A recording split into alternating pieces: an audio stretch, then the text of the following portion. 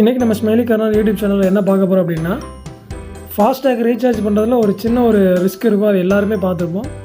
அது என்னென்னு முழுசாக நம்ம வீடியோவில் போய் பார்க்கலாம். இந்த வீடியோ பார்க்குறதுக்கு முன்னாடி நம்ம வீடியோ இப்போ தான் நீங்கள் ஃபஸ்ட் டைம் பார்க்குறீங்க அப்படின்னா, நம்ம சேனலை சப்ஸ்கிரைப் பண்ணல அப்படின்னா சப்ஸ்கிரைப் பண்ணிடுங்க.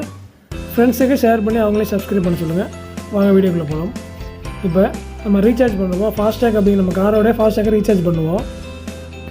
அப்போ வந்து பார்த்தீங்கன்னா இந்த மாதிரி தான் நம்மளுடைய ஃபாஸ்டாக் ஆப் வந்து ஓப்பன் ஆகும்.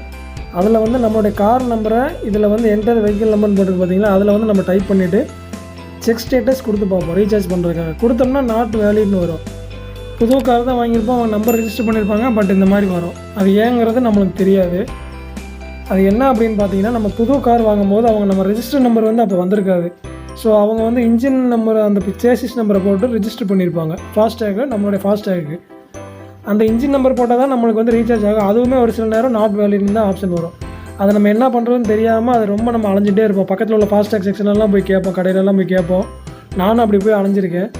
அதுக்கு என்ன பண்ணணும் அப்படின்னு கேட்டிங்கன்னா, நம்ம கார் வாங்கின ஷோரூம்லேயே ஃபோன் பண்ணோம்னா அங்கே ஃபாஸ்டாக் செக்ஷன் ஒன்று தனியாக இருக்கும்.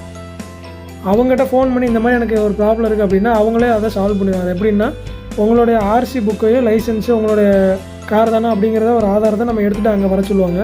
சப்போஸ் நீங்கள் போக முடியல அப்படின்னா அவங்க ஏதோ வாட்ஸ்அப் நம்பருக்கு ஏதோ மெயிலுக்கு அனுப்பி விட்டோம்னா அவங்களே அது 2-3 நாள் அந்த ஃபாஸ்டாகில் வெப்சைட்டில் ஏற்றிட்டு உங்களுடைய வண்டி நம்பர், அதாவது 4 வீலர் நம்பரை வந்து ரிஜிஸ்டர் பண்ணி கொடுத்துருவாங்க. ஒரு 2-3 நாளில் அது ஆட்டோமேட்டிக்காக அப்டேட் ஆகிரும்.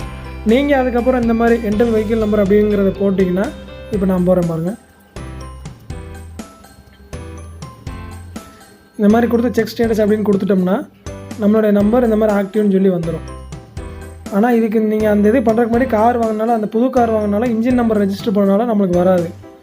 ஸோ நீங்கள் இப்போ நான் சொன்ன மாதிரி நேராக போய் அவங்களோட ஃபோன் மூலமோ இல்லை நேராக போயோ நீங்கள் இந்த ப்ராப்ளமை சால்வ் பண்ணிக்கலாம்.